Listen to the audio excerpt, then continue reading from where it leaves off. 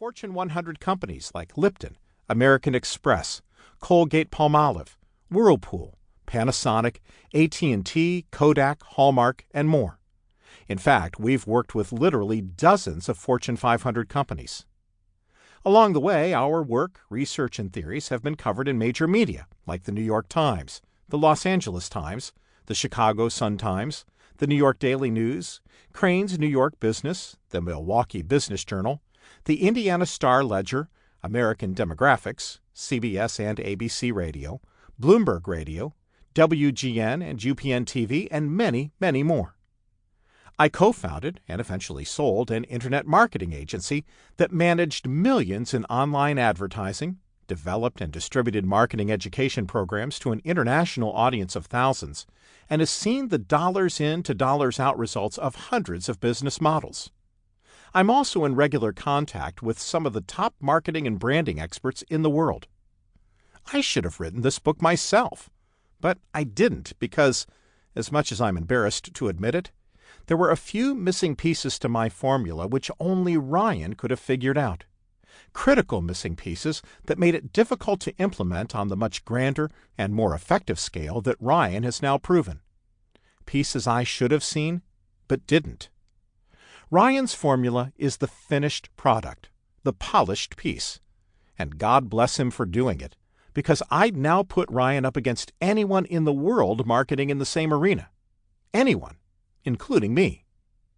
Now, I've been very successful implementing, teaching, and profiting from version 1.0 of the Ask formula on my own, and I had quite a reputation because I'd entered more than a dozen markets profitably and consecutively right out of the gate. Ryan studied this formula more intensely than any of my other students. To say he was obsessed would be an understatement. He repeatedly flew out to my house to talk to me about it. He used it to develop his own very profitable business in an arena which had nothing to do with teaching others to make money, by the way. And then he asked, which is my polite way of saying begged, to handle the overflow of consulting clients on my waiting list so he could get even more experience. I had only glowing reviews from the clients I sent him, at which point I asked if Ryan would do a marketing podcast series with me. Another resounding success. Slowly, as I got to know him better and better, I began to realize this kid was doing something with the formula I wasn't.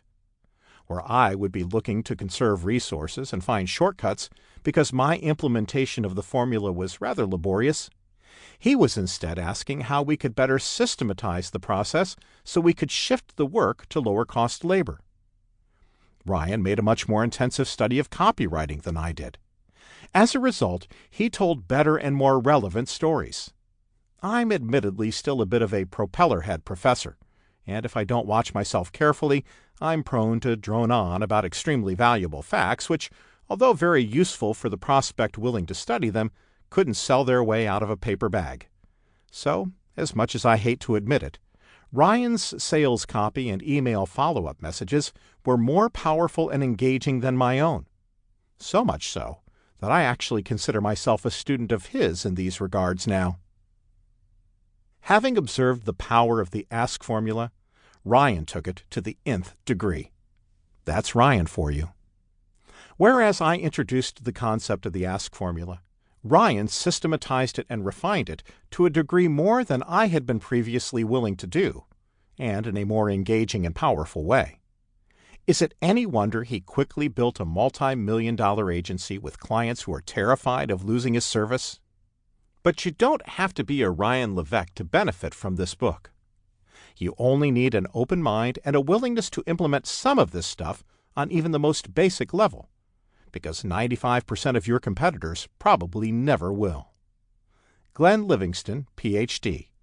www.glennlivingston.com. Part 1.